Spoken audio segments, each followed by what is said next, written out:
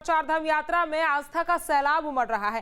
केदारनाथ में भक्तों की भीड़ पहुंच रही है। केदारनाथ बद्रीनाथ के सभी रास्ते खुल गए हैं। श्रद्धालुओं को मौसम देखकर यात्रा करने की अपील की जा रही है।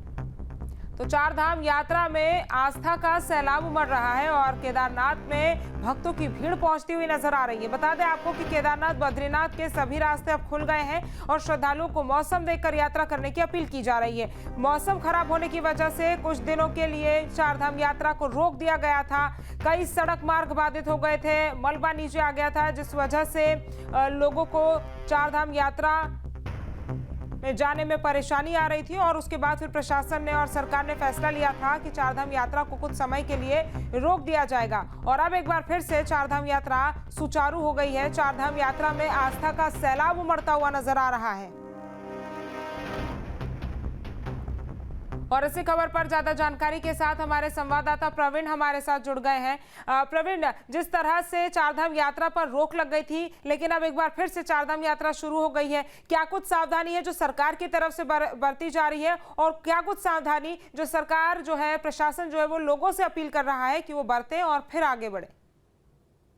देखिए, जब चारधाम यात्रा शुरू हुई थी तो उस टाइम शुरुआत में ही चारधाम यात्रा में परवान चढ़ना शुरू हो गई थी। लगातार भारी संख्या में श्रद्धालु चारधाम में पहुंचे थे। उसके बाद जब मानसून सीजन आया तो उसमें कहीं ना कहीं श्रद्धालु की संख्या में भारी गिरावट देखने को मिली। कहीं ना कहीं मौसम की मार रही और जिससे कई बार यात्रा को रोकना पड़ा। लेकिन जैसे ही मौसम खुला उसके बाद पुनः यात्रा एक बार फिर से परवान चढ़नी शुरू हो गई है। हालांकि जो शासन प्रशासन है वो तमाम तैयारियां की गई हैं। उन्होंने वो शासन प्रशासन तमाम हर बार अपील कर रहा है आम श्रद्धालुओं से कि वे जो मौसम का पूर्वानुमान है उसको देखकर यात्रा पर निकले।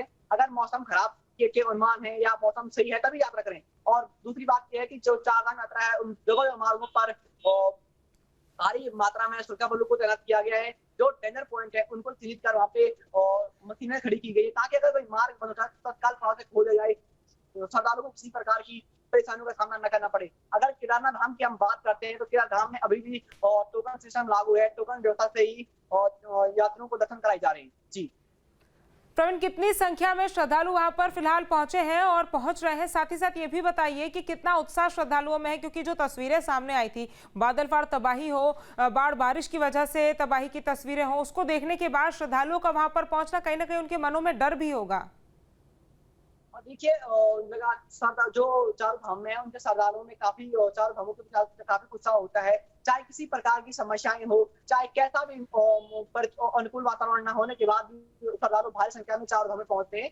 इसको लेकर ही या बादल फाड़ तबाही भी हुई, मानसून की दिक्कतें रही, लगातार बाढ़ हुई, कई बार आपदाओं पूरा उत्तराखंड आपदाओं की जद में रहा। उसके बाद भी लोग भारी संख्या में श्रद्धालु चार धामों के दर्शन के लिए पहुंच रहे हैं। जैसे मौसम खुला से यात्रा ने परवान चढ़ना शुरू कर दिया है। कहीं ना कहीं लोगों की जो आस्था है वो काफी रहती है। इसको देखकर ही लोगों में काफी उत्साह रहता है। अभी देखिए, मौसम की मार रही उसके बावजूद भी जैसे ही मौसम खुला वैसे ही हजारों की संख्या में हर दिन और चार धामों में यात्री पहुंच रहे हैं। तो कहीं ना कहीं इससे कहीं ना कहीं श्रद्धालुओं की संख्या जो बढ़ोतरी देखने को मिली, इससे कहीं ना कहीं जो श्रद्धालुओं की आस्था है उनमें उस आस्था के प्रति है, जो बाबा के प्रति उत्साह है, उसको लेकर कहीं ना कहीं श्रद्धालुओं में भारी उत्साह देखने को मिल रहा है। इससे कहीं ना कहीं भारी संख्या में श्रद्धालु चार धामों के दर्शन को पहुंच रहे हैं।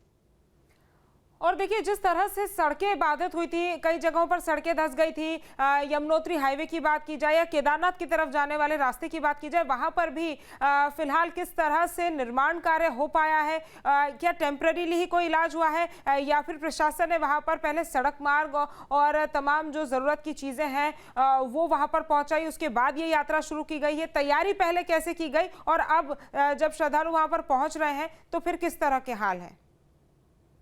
जब आपदाओं का दौर था, जब आपदाएं लगातार आपदाओं की जद में था पूरा उत्तराखंड, तो उसमें कहीं ना कहीं जो मार्ग बाटे सदन की प्रथम प्राथमिकता ये थी कि जो मार्ग बाटे हैं वो खोल दिए जाए ताकि जो मार्ग से लगातार आवागमन हो सके। तो हालांकि प्रॉपर तो तरीके से तो नहीं बोल सकते कि मार्ग खोल दिए गए हैं, लेकिन वैकल्पिक व्यवस्थाएं की गई है। जहां पर मार्ग से वहां पर ठीक कराया गया है, कुछ वैकल्पिक तौर तरीकों से व्यवस्था की गई है। और जैसे यात्रा अभी क्योंकि यात्रा लगातार परवान चढ़ रही है, लगातार भीड़ है, तो कहीं ना कहीं श्रद्धालुओं को वैकल्पिक मार्ग से चार धामों के लिए भेजा जा रहा है।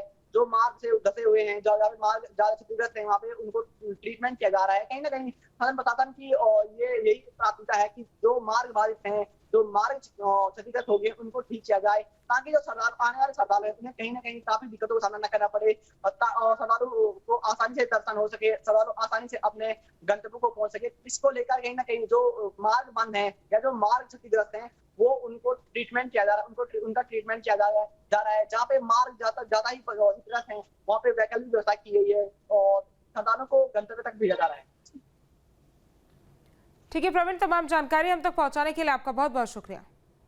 जहां भक्ति है हर शब्द में, कथाओं में छिपे हैं दिव्य रहस्य और ज्योतिष देता है जीवन को दिशा। धर्म से जुड़ी हर बातों को जानने के लिए हमारे चैनल स्तुति को सब्सक्राइब करें। चैनल पर जाने के लिए इस लिंक पर क्लिक करें।